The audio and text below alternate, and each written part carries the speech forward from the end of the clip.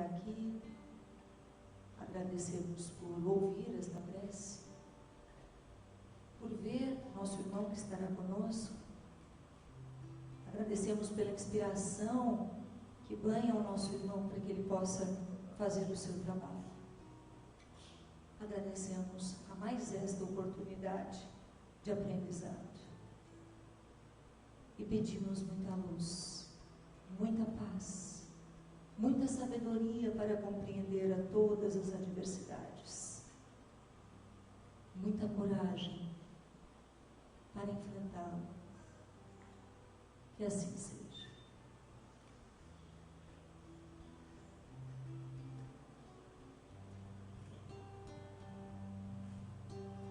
Pai nosso que estás no céu, santificado seja o teu nome, e venha a nós o teu reino, e seja feita a tua vontade. Pai, meu Pai do céu, meu Pai do céu, eu quase me esqueci que o teu amor zela por mim, e seja sempre assim. O alimento desse dia dai-nos agora e sempre, e perdoai as nossas ofensas de um modo maior com que perdoamos. Pai, meu Pai do céu, meu Pai do céu, eu quase me esqueci que o teu amor zela por mim, e seja sempre assim. E não nos deixeis cair em tentação, mas livrai-nos de todo o mal.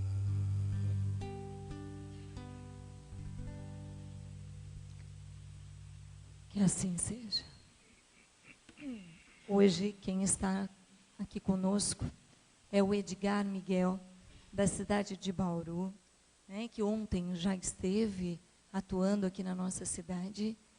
E o Miguel é professor, é articulista, é palestrante, é também membro da USE Intermunicipal de Bauru, atuando no Departamento de Mediunidade e Assistência Espiritual.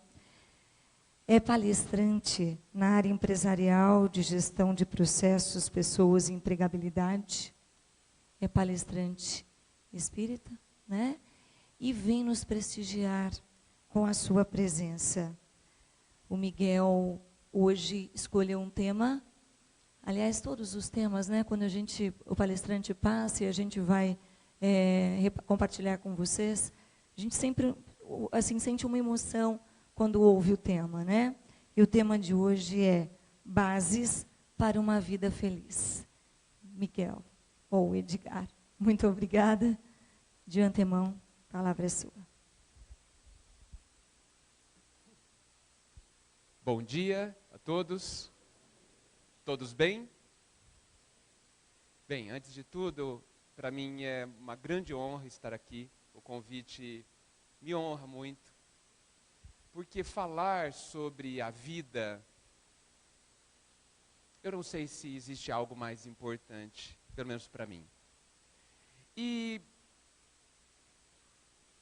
quando eu digo falar, eu gostaria de comentar que eu não gosto exatamente de dar palestras. Eu gosto de bater papo. Eu gosto de conversar. Então, eu gostaria que vocês não me deixassem falando sozinho aqui na frente, que é muito chato. Se vocês participarem, não deixem para o final, porque 9 horas a gente está terminando. Me interrompam, discordem. Eu entendo que a filosofia espírita, a casa espírita, é um lugar de fermentação de ideias. Porque muito raramente nós vamos pensar exatamente igual. Nós somos seres diferentes, únicos, irrepetíveis. Então nós enxergamos as coisas da nossa forma. Vamos concordar certamente com os grandes pontos, né? com a essência da verdade, mas a cor, o cheiro, a nuance será nossa. Então, me interrompam, discordem, concordem, enfim, quero ver quem é que vai falar comigo hoje, tá bom? Não, tem que ser durante a palestra. Muito bem. Os adolescentes hoje em especial, mas eu acho que todos nós sabemos que não se deve entrar num jogo sem conhecer as suas regras. Tá certo? Nós entramos num jogo para ganhar o jogo, para chegar até o final, para concluir as etapas. Os adolescentes sabem muito bem disso, né? Jogam bastante, querem conhecer como é, captam rapidamente as regras, vão lá e executam o jogo. Mas nós, muitas vezes, não transmitimos essa sabedoria de conhecer as regras do jogo para a nossa vida, que podemos dizer que também é um jogo. Existem regras para viver. Regras muito perfeitas, muito precisas, quase, poderia dizer, sem exceções, o que facilita, né? E que eu tenho percebido, me corrijam, pelo menos o pessoal lá de Bauru, né? Lá a gente, às vezes, não tem percebido ou se preocupado em descobrir quais são as regras desse jogo no qual nós estamos inseridos irremediavelmente. Este viver é um jogo de que nós não estamos autorizados a sair. Não é permitido sair desse jogo. Essa é, inclusive, uma das regras. E quando eu digo jogo, e quando eu digo vida, eu estou falando sempre com a primeira letra em maiúsculo. A vida, com V maiúsculo, é o conjunto de todo o tempo em que vivemos. Então, eu estou falando com uma visão mais ampla do que simplesmente uma ou duas vidas encarnadas, que eu chamarei de existências apenas, encarnadas. Vida é tudo. A vida de cada um de nós começou a acontecer em tempos indefinidos, ainda para o nosso entendimento, mas para limitar um pouquinho e facilitar, eu posso dizer que a partir do momento que a gente começou a pensar e sentir, podemos dizer que a gente começou a viver esse trecho maior. Nós nunca mais pararemos de pensar ou de sentir. Nunca mais. Isso é vida. Viver é pensar e sentir para sempre. Essa é uma das regras. Existem outras, algumas principais e essenciais para nós conseguirmos ganhar o jogo. Todos nós aqui, 100% das pessoas que vocês conhecem, querem ganhar esse jogo. Ganhar esse jogo é a mesma coisa que dizer, eu quero ser feliz. Todos nós. Não existe pessoa nesse mundo que tenha nascido ou nascerá que não queira ser feliz. Vocês conhecem alguém? Até os loucos querem ser felizes. Não é verdade? Mas como é que a gente está nesse jogo há tanto tempo sem saber como eu serei feliz. Como é que a gente consegue jogar esse jogo dessa forma? Sendo que todos os outros, a gente quer conhecer as regras. Até hoje eu não tenho uma explicação muito boa para essa pergunta. Mas eu gostaria de hoje, em especial, chamar a atenção de vocês, de todos, de mim. Será que eu estou atento às regras do jogo? Será que eu não preciso parar 2 minutos para pensar o que eu devo fazer para ganhar o jogo, para ser feliz? É uma questão importante, gente? Sim? Muito bem. O Cristo, evidentemente, a doutrina, evidentemente, nos colocam quais são as regras do jogo. Eles, Cristo em especial, nos diz o que temos que fazer.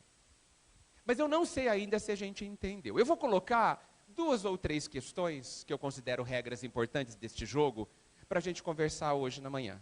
Tá bem? Porque essas eu considero as mais importantes. Evidentemente que alguém pode discordar. Terei muito prazer em ouvir. A primeira grande questão desta regra diz que nós somos imortais. Nós não somos eternos, porque nós nascemos um dia. Nós fomos criados. Só o Pai é eterno, porque ele não tem começo nem fim. Nós tivemos um começo, mas nós não teremos fim. Nós não morreremos. Por isso somos imortais. Todo mundo, acho que já sabia disso, né? Não é uma regra nova, né? Certo? Tudo bem? Mas será que a gente entendeu essa regra? Todas as religiões, talvez do planeta, dizem que somos imortais. Todas. Não, pelo menos eu não conheço nenhuma que não diga que nós teremos depois dessa vida alguma coisa. Todos. Mas será que entendemos? Será que nós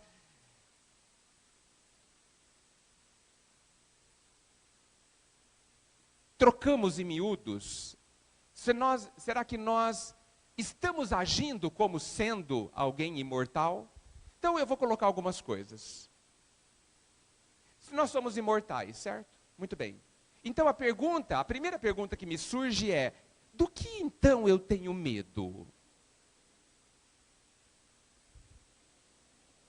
Eu não vou morrer.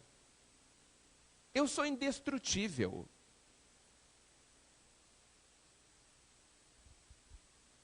Não podem acabar comigo.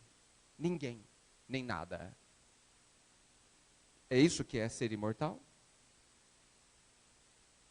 Podem fazer picadinho do meu corpo, mas isso não é tão importante. Porque eu não sou o meu corpo. Tá certo isso, gente? O meu corpo é o uniforme de trabalho que nos foi dado para estarmos aqui. Só isso. Quando ele estragar, eu pego outro. Com todo o respeito que a gente deve ter a ele, e ao desencarnarmos de joelhos, temos que agradecer o imenso benefício que esse uniforme de trabalho nos deu. Ele é só um uniforme de trabalho. Ele nos habilita a entrarmos nesta escola. Para vir aqui nessa escola só com uniforme. Mas ele é só isso.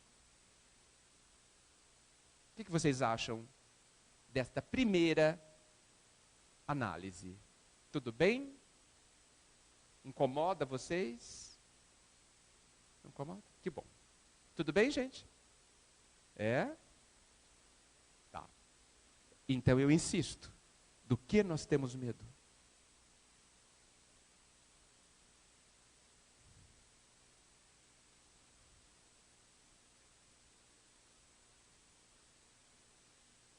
Do que nós temos tanto medo? não podem nos fazer mal de verdade. Não é?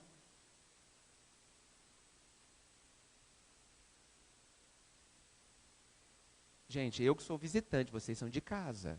Fiquem à vontade. Quem tem que estar tímido aqui sou eu. Tá certo? Muito bem. Vamos continuar.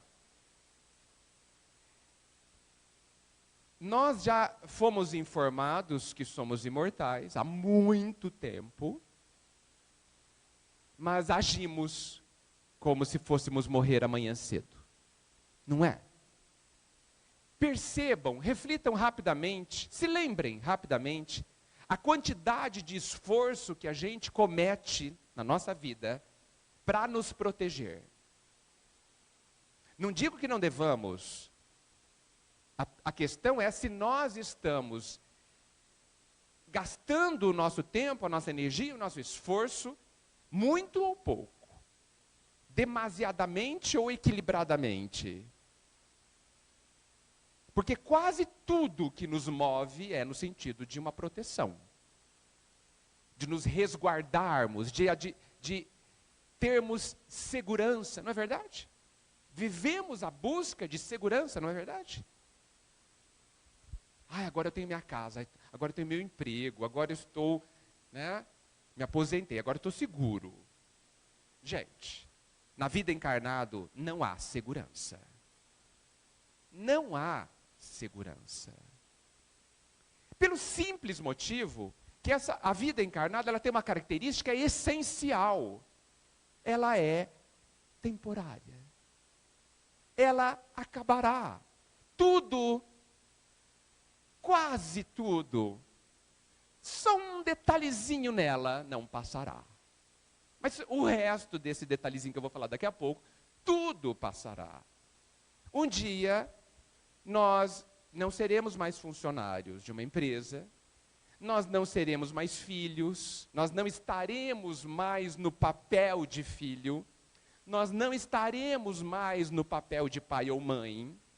Um dia eu não serei mais dono de empresa, um dia eu não serei mais palestrante, um dia eu não mais estarei aqui. Isso é fato incontestável, que pelos nossos atos temos nos negado a aceitar. Não temos. Nós espíritas ainda falamos assim, se eu morrer, como assim? Como se eu morrer? Essa é uma frase ilógica. Quando eu morrer? Quando eu desencarnar? Nós ainda estamos achando grave desencarnar. Nós ainda estamos com problemas em relação ao desencarne. Sendo que ele é de uma naturalidade igualzinho ao sol ter se levantado hoje. E feito o dia. Igualzinho. Com a mesma fatalidade que ele se levantará amanhã, obrigatoriamente, indiscutivelmente, nós desencarnaremos um dia. Então não pode ser se. E esse comentário indica a nossa dificuldade de trazer uma regra, um conceito universal para o nosso dia a dia. Porque esse conceito, o fato de racionalmente entendermos, falarmos que somos imortais, bem pouco significa se isso não estiver nas entrelinhas da nossa vida. Conceituando cada coisa que eu faço, penso e sinto. Sendo usado como premissa para o meu viver. É uma regra do jogo. E, por incrível que possa parecer, isso causa, não usar essa regra do jogo na nossa vida, causa-nos imensas dores, imensas lágrimas, que poderiam ser evitadas.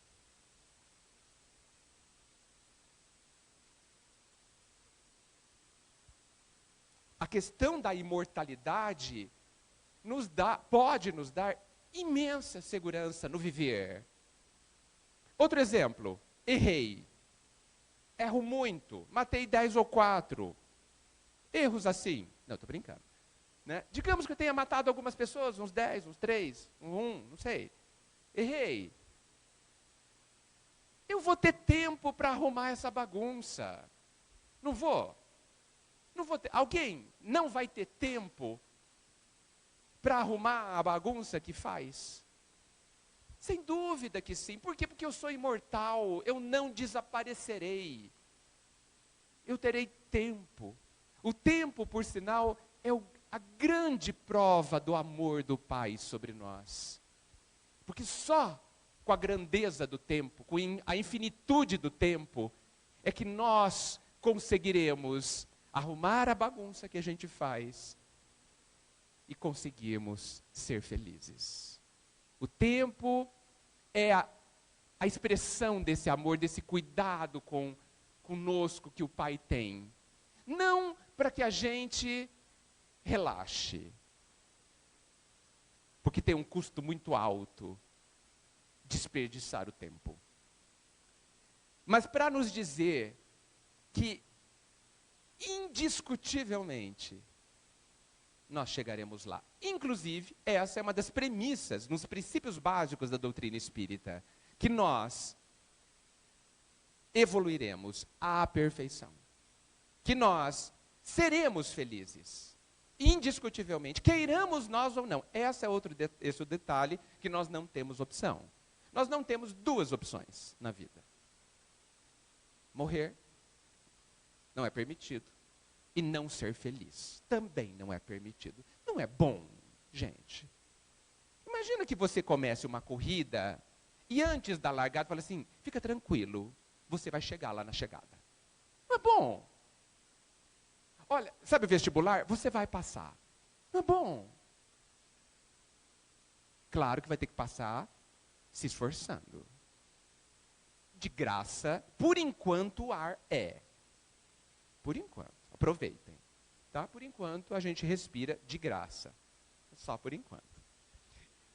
Mas é muito confortador eu saber que eu vou ter tempo para aprender tudo o que eu preciso aprender, para arrumar a bagunça que no meio do caminho eu faço, para me desenvolver à plenitude, para como semente me transformar numa grande árvore frutífera e bela. Para aprender todas as grandezas da vida, para conhecer todas as grandezas que existem. Eu vou ter tempo para me conhecer, para me autodescobrir. Eu vou ter tempo, todo o tempo necessário. Me digam se isso não é profundamente confortador. Não é. Me digam se isso não tira um certo peso das nossas bagunças, dos nossos erros. Que elas são, evidentemente, muito dolorosas, muito tristes, muito... Eu queria uma outra palavra. Vamos colocar tristes e dolorosas, mas elas não são uma tragédia irremediável. Irremediável é uma palavra que no vocabulário divino não existe. Nada é irremediável. Nada é irremediável. Porque eu tenho tempo para arrumar tudo. E eu sou capaz de arrumar tudo. Essa é uma das regras. Dentro de mim já existe toda a capacidade que eu preciso para chegar até lá. Na perfeição, na linha de chegada, no final do jogo, na felicidade. Todas.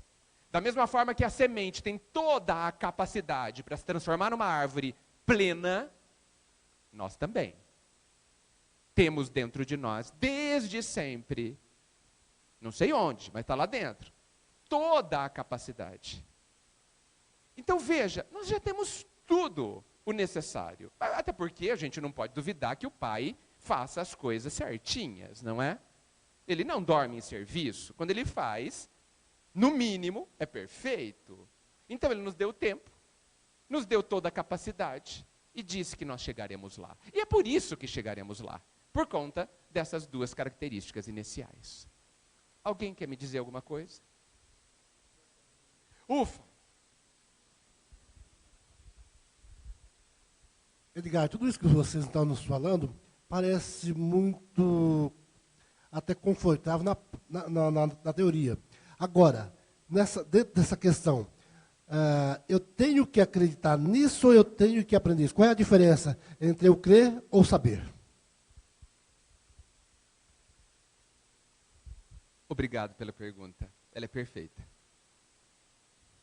Bem, primeiro, ninguém tem que acreditar em coisa nenhuma. Não há nenhuma obrigação, evidente. Eu acredito no que eu quero, tá certo? Somos livres. Se há um lugar que somos livres, é dentro de nós. Eu diria o único lugar que somos livres. Plenamente livres, absolutamente livres, dentro de mim. Não é? Muito bem. Então, como a sua pergunta diz respeito ao âmbito interior de cada um, nós somos livres para concordar, para discordar, aceitar ou não. Muito bem. Eu acho que nós não temos que acreditar nisso que eu estou falando. Porque eu acho que acreditar é pobre, é pouco, é frágil, é superficial. Já foi a época. Porque eu posso acreditar hoje e amanhã cedo decidir não acreditar mais. Não posso. Da mesma forma que eu acredito numa pessoa hoje e amanhã talvez não mais. Tá certo? Então acreditar é muito pouco. Eu tenho que saber que é assim. Eu tenho que ter absoluta convicção de que é assim. Porque só dessa forma eu teria segurança para usar essas regras no jogo, para pautar a minha vida e sair da teoria. Porque a teoria, ela é só útil quando transportada para a prática. Ela é evidentemente útil enquanto estudo, análise, e ela é o primeiro passo muitas vezes. Mas sabemos que só ela é insuficiente. Nós precisamos pegar o que a gente sabe e fazer com que isso seja real dentro de você e na sua vida. Então, há uma enorme diferença. Penso que acreditar é superficial e nós precisamos dar mais um passo. Para passar de acreditar a saber, nós precisamos de todo um trabalho interior, aonde você pergunta para você o que você acha deste conceito. E por que eu falo dessa forma? Porque a gente não pode esquecer que dentro de nós existe uma partícula divina, uma parte do Pai. Kardec perguntou para os espíritos, aonde eu encontro as leis divinas? Aonde estão escritas?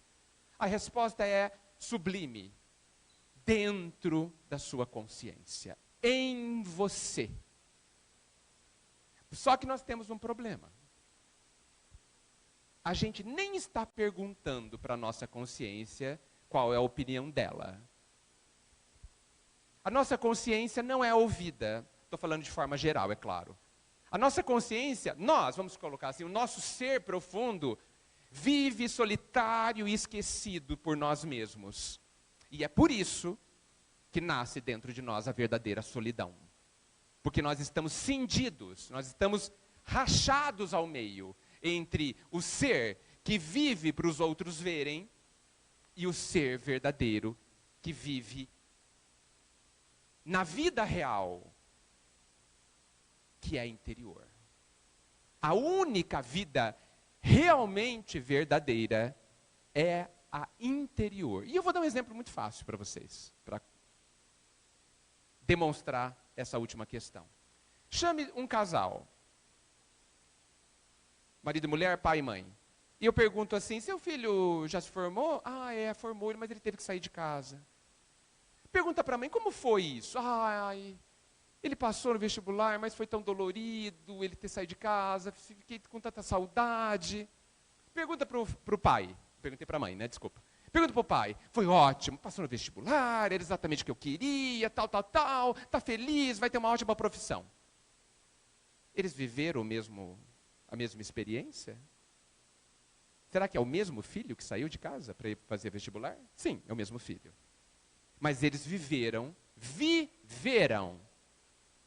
eu disse, situações diferentes. Por quê? Porque a vida verdadeira acontece dentro de nós. A mãe viveu aquela situação exterior de uma forma. O pai viveu a mesma situação exterior de outra forma. Então, para cada um deles, aquela foi a vida. E é por isso que eu digo que a nossa vida acontece dentro de nós. Se eu não vivo dentro de mim, eu tenho um grave problema. Porque eu não consigo ouvir a mim mesmo, não consigo ouvir quais são as minhas verdadeiras necessidades, não consigo ouvir quais são as minhas verdadeiras dúvidas, e o que é pior, eu não consigo ouvir qual que é o correto direcionamento que o meu ser interior, que sabe das coisas, desde sempre, pode me orientar. Então, se eu tenho uma grande dúvida existencial, se eu tenho que tomar uma grande decisão, eu já sei a resposta. Está dentro de mim. Isso as filosofias orientais e ocidentais já estão velhas de dizer. Ouça a sua voz interior, elas dizem. Você já sabe. Aí fala, pelo amor de Deus, mas eu não ouço a minha voz interior. Então, não ouve, de fato não ouve mesmo, porque não se relaciona com você mesmo. Você não sabe qual é a linguagem interior. Você se desconhece. Você não foi apresentado a você mesmo. Então você não vai ouvir. Por quê? Porque a gente tem vivido para fora, de costas para nós mesmos. E isso é outra causa profunda da nossa infelicidade. Porque a gente não está conosco. Com a única pessoa que é imprescindível estar. Com o grande amigo que você tem. Com o grande parceiro que você tem. Que é você mesmo. Não é? Estou falando alguma bobagem sobre isso, gente? É assim ou não é assim? É, né? Oi. Quando a gente fala em se conhecer, existe receita de bolo, uma fórmula para que a gente conheça esse eu interior, uma vez que, quando se diz em consciência, a gente tem a consciência de que às vezes falhamos com alguém ou cometemos algo que não seria o correto. Essa é a minha voz interior, é a minha consciência me falando, olha, isso não foi bem feito, você poderia ter feito de forma diferente. Mas existe uma forma de eu conhecer a mim mesmo de uma maneira mais profunda para que essa solidão se extinga? Grande pergunta. Eu gosto muito quando a gente pensa no como eu faço. Porque, convenhamos, né, gente?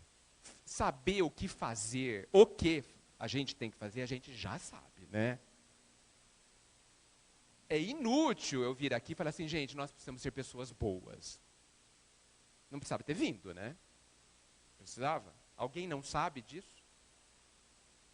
Então, chover no molhado.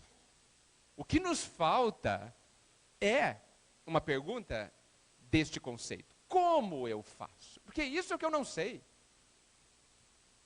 Tá certo?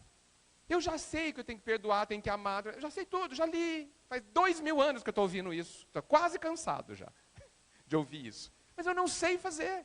Então nós temos que gastar o nosso tempo descobrindo como fazer. Então por isso que essa pergunta é fantástica.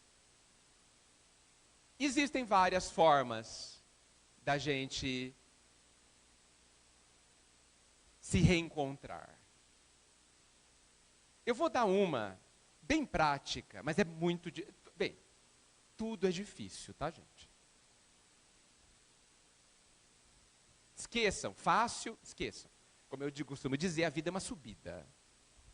Tá certo? Não é uma descida. Não é pegar a bicicleta e descer a ladeira. Esquece, é subir a ladeira. Tá certo? Como eu gosto de dizer, dizem que lá em cima a paisagem é ótima. Então, vale a pena. Então, esforço. Esforço também, porque a gente não sabe, tudo que a gente não sabe é difícil, até que a gente saiba e fique fácil. Muito bem. Exercício para o resto da vida. Vão ao seu quarto, sozinho, tranque a porta, não apaga a luz, deixa a luz acesa, pega um espelho. Espelho só de rosto, tá? Mulheres, não é para ficar olhando o corpo todo, tá? Nem as rugas, esquece. Tá tudo lindo, maravilhoso, não tem problema, tá bom? E olhe nos olhos daquela pessoa que está lá. Se vocês suportarem, só 2 minutos. Se suportarem. Nessa situação, 2 minutos é quase a eternidade. Olhe nos olhos. Se possível, nada pense. Só observe. A gente não conhece aquela pessoa. Então é justo que num primeiro momento a gente olhe para ela. Admire. Analise. Não o rosto, o olho. A janela da alma. Olha, só uma vez por dia a gente não suportaria mais. E como a vida prossegue, nós temos nossos conflitos, temos nossas dúvidas, nossas dores, nossos problemas.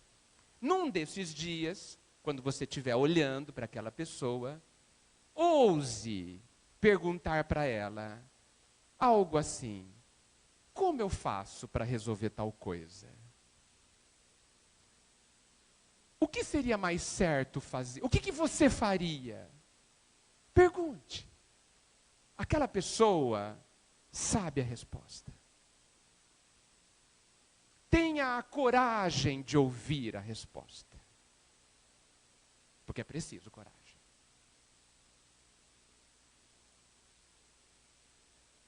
O exercício é esse.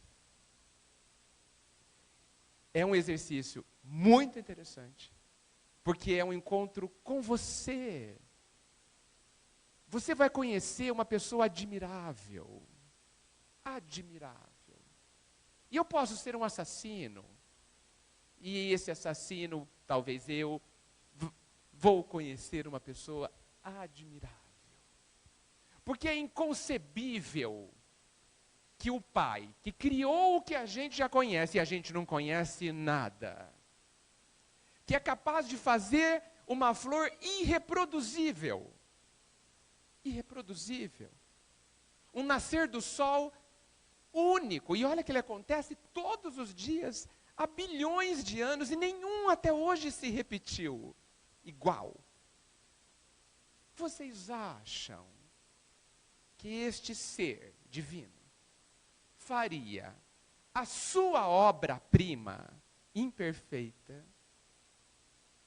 Tem lógica um ser divino perfeito em todas as questões fazer a sua obra-prima, que somos nós, com algum probleminha, com algum defeito? Tem lógica, gente? Não tem, né? Não sei se vocês já perceberam, mas existem só 3 coisas no universo. Deus, que a gente nem vai discutir, a matéria, ok? Matéria ou energia, tanto faz, porque elas são as mesmas coisas, e nós. Tem mais alguma coisa? Sobrou alguma coisa mais? Acho que não, né? Só tem 3 coisas. Deus, eterno. Nós, imortais. E a matéria, que não é nada.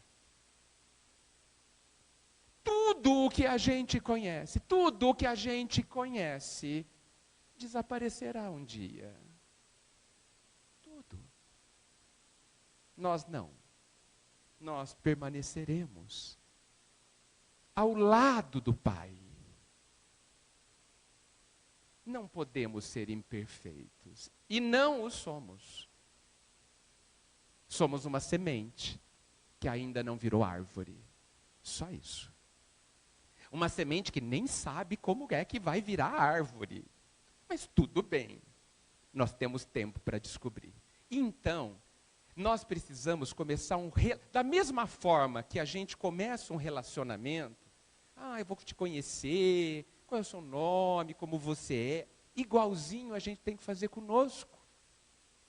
Esse exercício é uma outra forma. A outra forma é a gente ter momentos conosco. Eu duvido, raramente acontece, quase que duvido que alguém aqui chegue na sua casa um dia e, aproveitando que não tem ninguém lá, não liga a TV, não liga o celular, não pega um ótimo livro espírita, não vai lavar a louça, não vai fazer nada, não vai dormir também, vai sentar no sofá e vai pensar sobre você. Raro fazer isso, né? Essa é outra técnica. Pensa.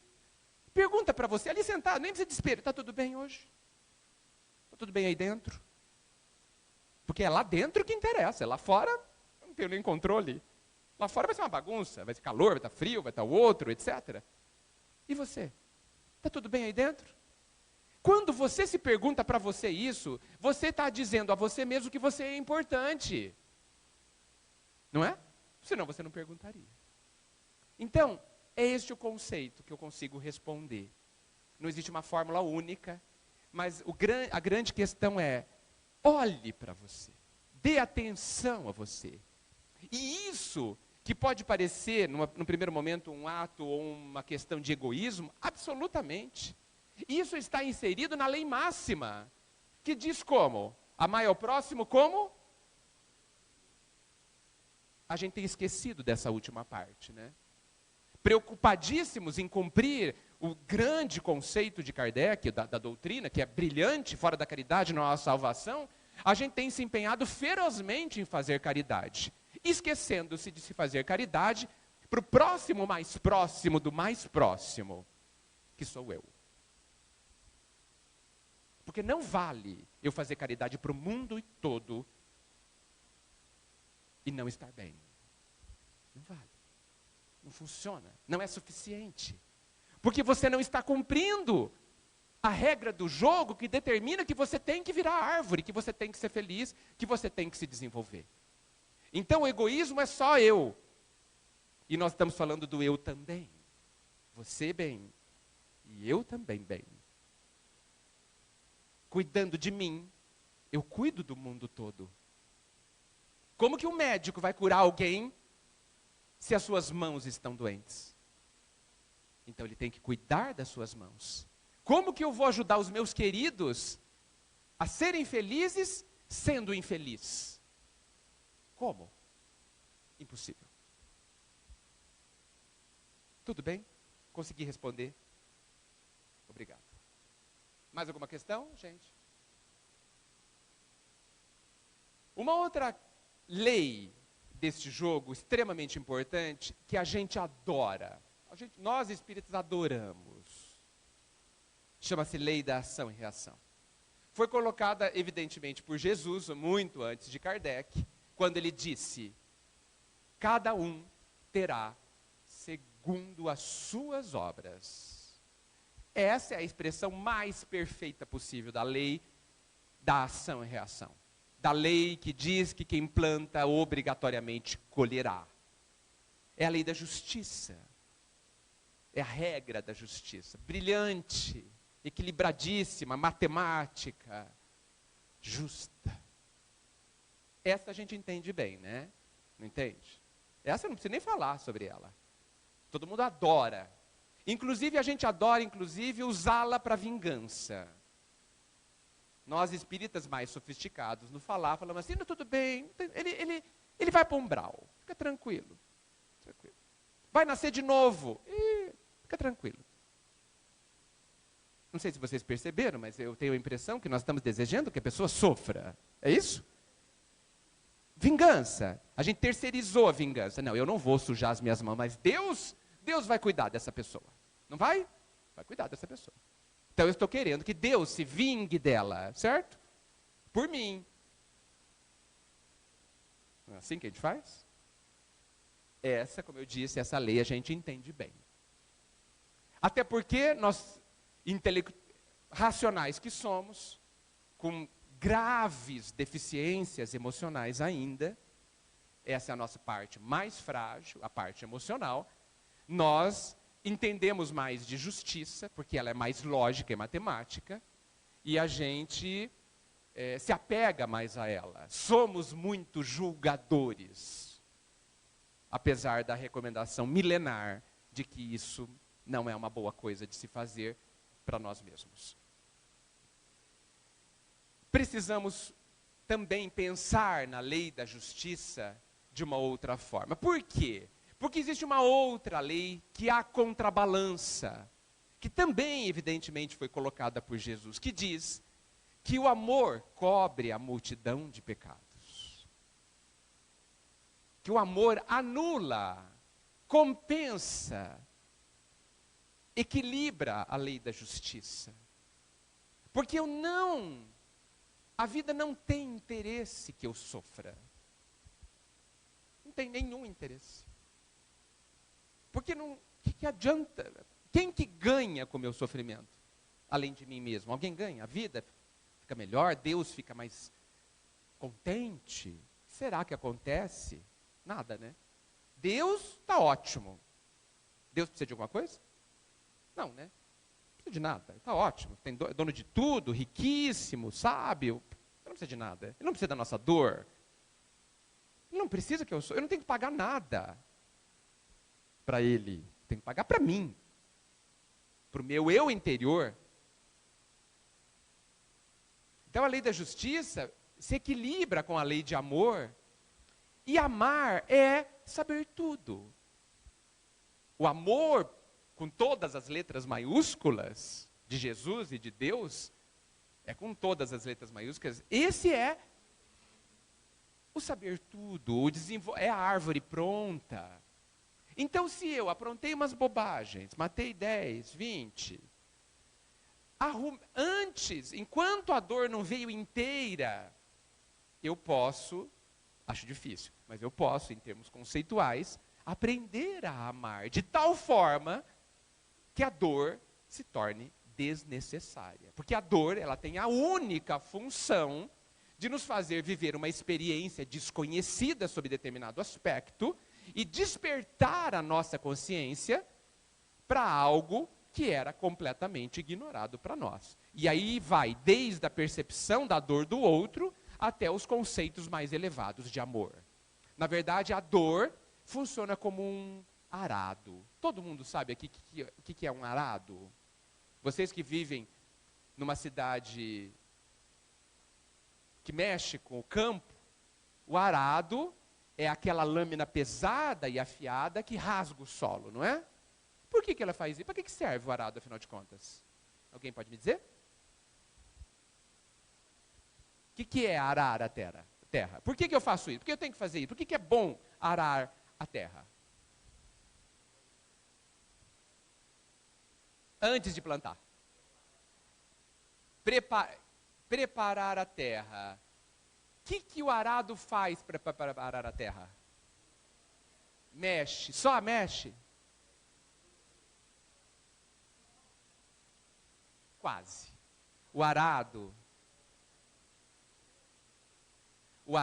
gente, ele rasga a terra para que o melhor da terra venha à tona. E aí eu possa colocar a semente. Não é isso? Porque em cima está duro, está seco, está cheio de pedra. Mas a sabedoria do campo sabe que abaixo dessa casca ruim, aparentemente ruim, estéril, infértil, existe a grandeza da fertilidade. Mas para isso eu preciso rasgar a terra. E se a terra chorasse, nessa hora ela choraria. Porque deve doer, não é? Se rasgar a nossa pele, dói. A dor, ela é como o arado no nosso ser, endurecido, muitas vezes momentaneamente infértil naquela camada, E ela vem rasgando com dor, não tem jeito. E colocando o melhor de nós à tona. E aí a grandeza da semente divina ali tem imensa possibilidade de frutificar, de crescer. Veja que a dor não tem nada de má. A dor não é uma bruxa. A dor é um instrumento necessário da vida, já que nós somos tão endurecidos, tão rebeldes, tão dramáticos, tão mimados, iguaizinho os de 10 anos, que fazem birra. A gente faz birra ainda. Não faz birra? Não aceito isso. Isso é birra. Não aceito isso. Vou ficar aqui empacado. Isso é birra, né, gente? Isso indica uma imaturidade emocional. Está tudo certo. Temos todo o direito. É onde estamos. Não tem problema. O problema é a gente não se aperceber disso e querer ficar assim. Isso sim é grave. Não é grave ser infantil. Porque a criança de 10 anos está no ponto certo de ser infantil, né? Que não vamos ser infantil aos 50, né? Não seria tão apropriado. Fazer birra no meio do supermercado porque você quer chocolate aos 50, né? Não vai ficar bem. Mas aos 10, tudo bem. Nós estamos aos 10, emocionalmente, evolucionalmente falando. Está tudo certo. Ninguém precisa ter vergonha disso. Estamos todos no mesmo barco, no mesmo nível, está tudo certo. Né? Agora, que tal?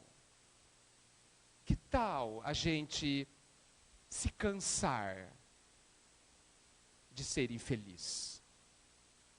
Que tal a gente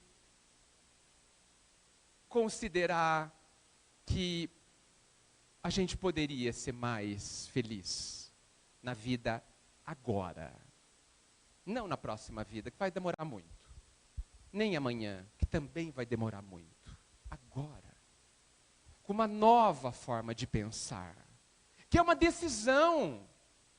É uma decisão. Nós temos que decidir. Aceitar, concordar. Maduramente falar, essa é a regra, é assim que funciona o jogo. Ok. Eu não posso sair do jogo? Não, eu vou jogar o jogo. E vou ganhar por mim. Porque eu estou cansado de ser como eu sou. Porque eu já estou cansado de dar murro em ponta de faca. Dói todas as vezes. Porque eu já tentei milhares de caminhos e nenhum funcionou. E não funcionará porque só há um caminho. Essa é a grande decisão que nós temos que tomar. E que nós, dramáticos, mimados, temos nos recusado há tantos anos a viver de verdade. E basta uma decisão. E não é para ser perfeito amanhã. É para só se esforçar. Não é muito, é. A vida está pedindo muito. Porque se ele pedisse para a gente ser perfeito agora, eu falo, desculpa, está louco. Não vai dar. E ele não pede, porque ele é amoroso e sábio. Mas ele fala assim, que tal? Só precisa se esforçar. É só isso. Porque o resto, tudo vai funcionar. Capacidade não falta. Tempo não falta. Meu amor não falta. Só falta uma coisa. Uma coisa para que essa fórmula funcione. Para que essa engrenagem se mova. Para que essa receita seja vitoriosa. Falta que nós, de coração, olhando para dentro de nós, falemos, ok, Pai. eu caminharei nesse caminho. Não sei como, e tenho todo o direito de não saber. Errarei, e tenho todo o direito de errar, porque sou aluno, porque sou estudante, porque sou aprendiz. E esse pai já deixou claríssimo o quanto ele apoia quem se esforça. Está lá na parábola do filho pródigo. Está lá Jesus dizendo de uma forma indescritivelmente consoladora, quando ele diz que ninguém se perderá. Ninguém. Sabe o que isso significa, gente? Que ninguém vai ficar para trás. Mesmo que eu decida não ir hoje, mesmo que eu não decida ir nos próximos milênios, eu ainda continuarei aguardado. E quando eu me decidir, haverá alguém de braços abertos à minha espera. E possivelmente, porque Jesus não dá ponto sem nó, é por isso que ele morreu de braços abertos na cruz. A dizer para todos que ele prossegue de braços abertos. Quando é que nós vamos atender a esse chamado? Não por ele, por nós.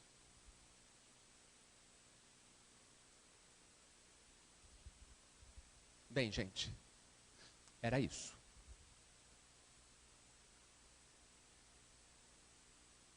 Temos, parece, alguns minutinhos, caso alguém queira colocar alguma coisa, inclusive, falar que tudo isso é uma bobagem. Tem todo o direito. Oi. O que você quiser, mas tem que falar alto. Ou vir aqui.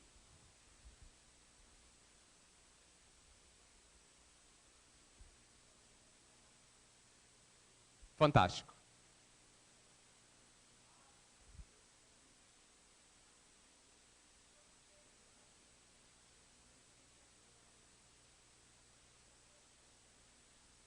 Essência divina.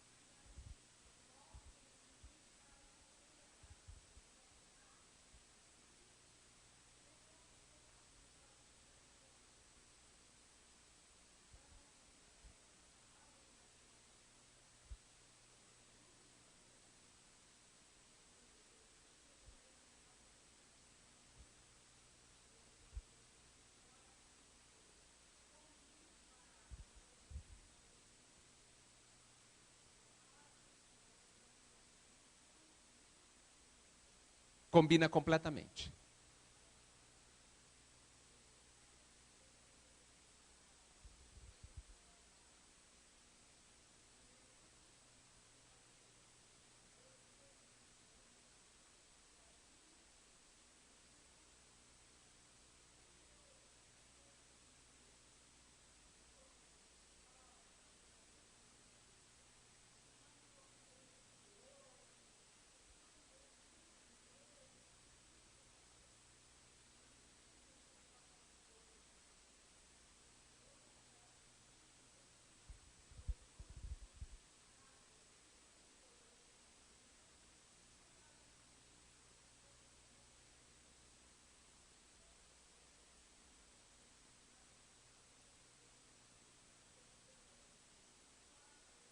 Não.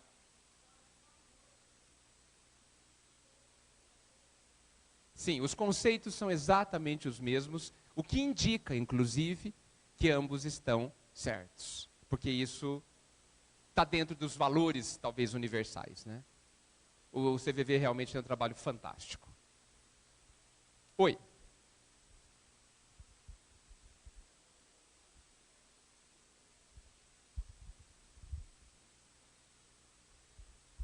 Eu só queria complementar, porque por um tempo eu participei da Seichonoye, né, que é uma filosofia oriental. Eu acho que às vezes é mais fácil a gente procurar os nossos defeitos e encontrar o que, eu não estou fazendo isso, eu não estou fazendo aquilo. E lá a gente fazia um exercício que era o diário de autoelogio.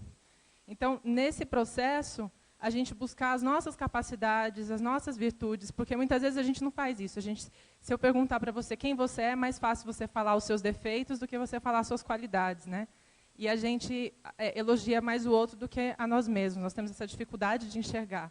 Então, eu acho que nesse processo, não só a gente se olhar, né, e procurar as coisas que o que está faltando, mas a gente procurar o que está aqui dentro, né? Então, eu acho que esse diário foi muito legal ter feito, e anotando diariamente aquilo que a gente tem de bom, aquilo que a gente faz pelo outro. E eu acho que nesse processo a gente se descobre também.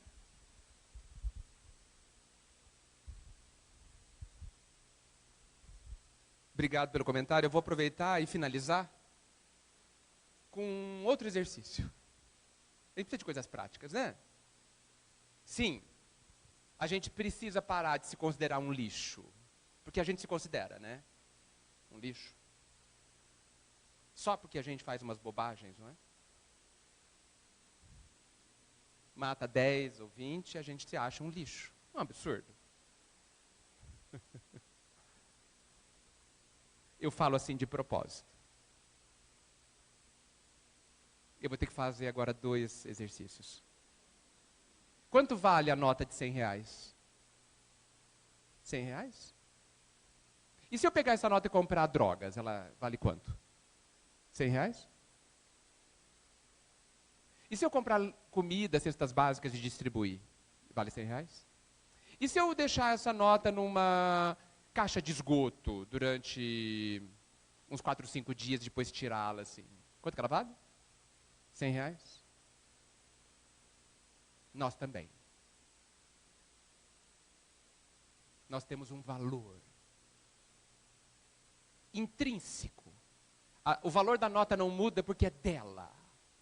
Não importa o que eu faça com ela, não importa o que ela faça com si mesma, ela continua valendo R$100.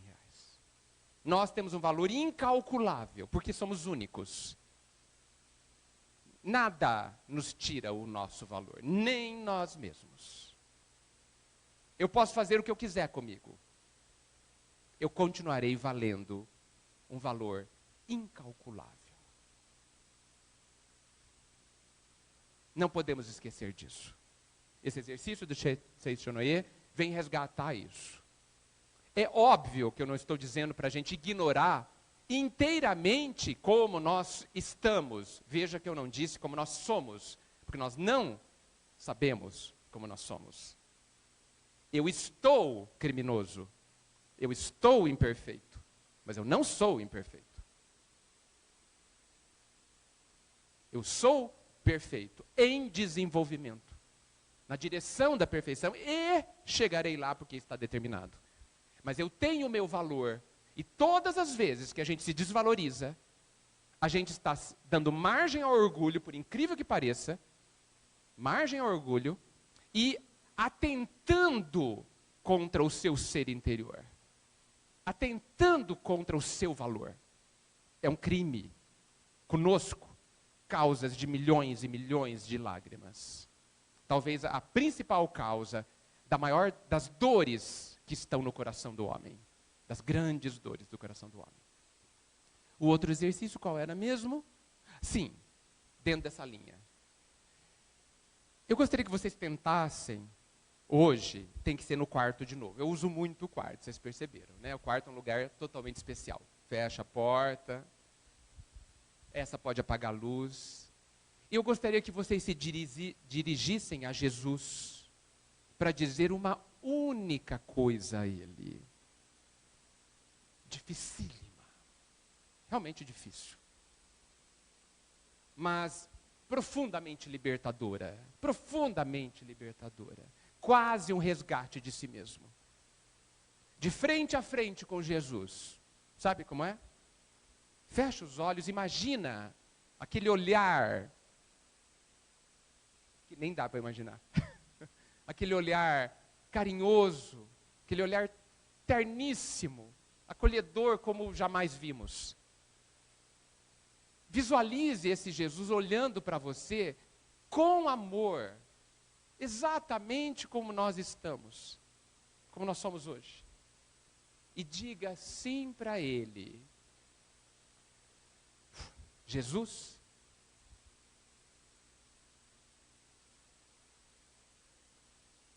é difícil dizer.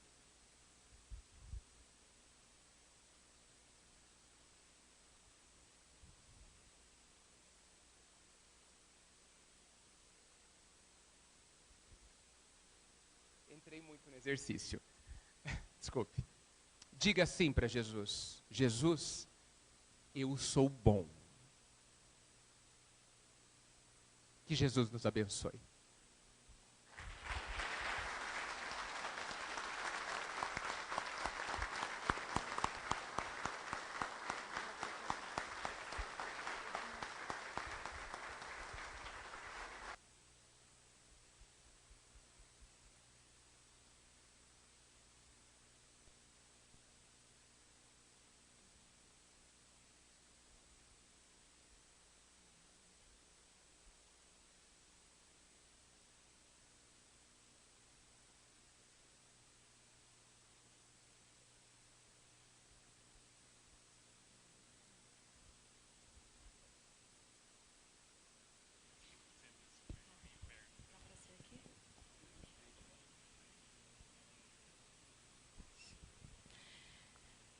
Proposital, né?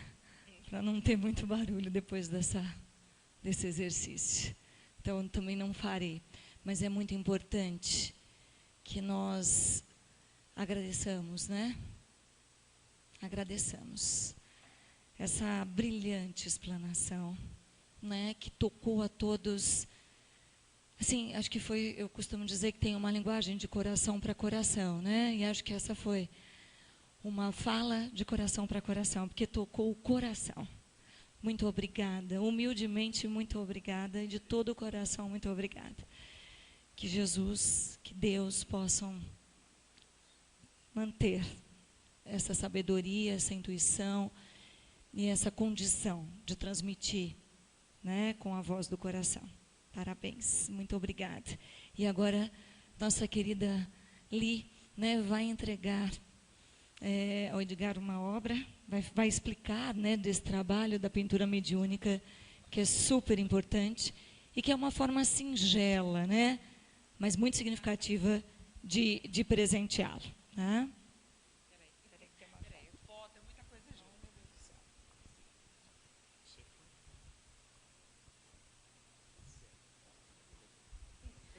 Muito obrigada. Bom dia a todos. É sua. Tá? É do nosso lar para o seu lar. Só vou te pedir uma gentileza, muito cuidado, porque está extremamente molhada. Não foi feita a semana passada, mas está extremadamente molhada. Tá? Mas é sua. Só para te situar, nós temos um grupo aqui na casa, que nós nos reunimos aos sábados para os estudos da pintura mediúnica, né? Os trabalhos são desenvolvidos através da Tatiane Miniucci e através de mim. Nós somos as médiuns que emprestamos o nosso momento, a nossa dedicação para que os espíritos se manifestem desta forma. Tá? Então, é para você e que te traga muita paz, muita luz e, sobretudo, continuidade na sua sabedoria. Tá?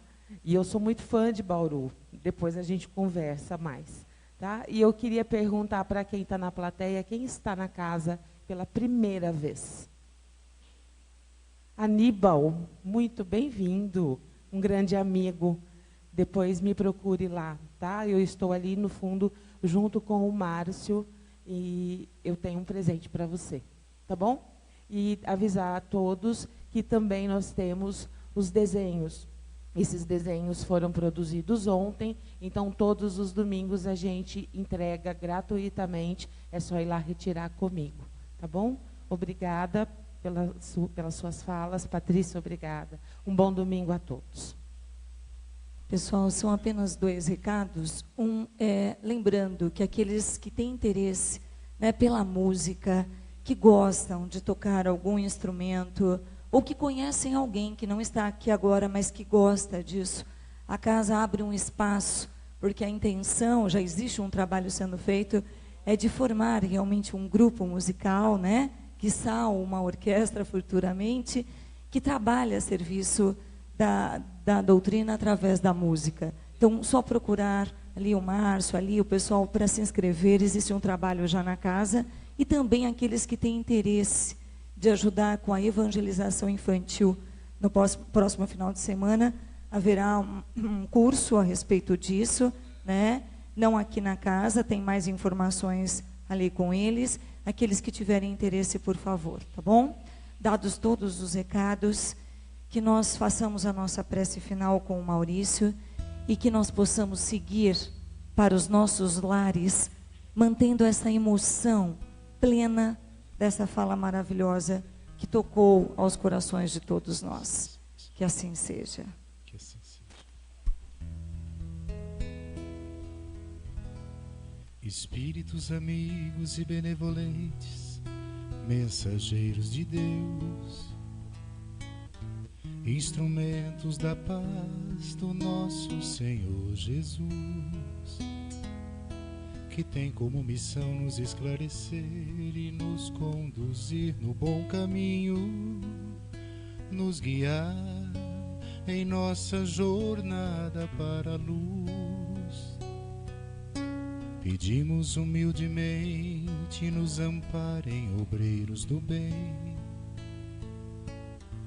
nos inspirando a coragem nos reveses da vida. Livrai-nos dos maus pensamentos, para não darmos brecha às más inclinações, e assim aceitar sem queixumes as provas e expiações. Iluminem nossas consciências, trazendo à luz nossos próprios defeitos. Nos arranquem o véu do orgulho, para que confessemos antes de tudo a nós mesmos. Anjos guardiões, reforcem nossa fé, mandem espíritos protetores, nos ensine a nos tornarmos dignos, agradecer até pelas nossas dores. Derramem espiritualidade em nós, espiritualidade em nós, espiritualidade em nós. Derramem espiritualidade em nós, espiritualidade em nós, espiritualidade em nós.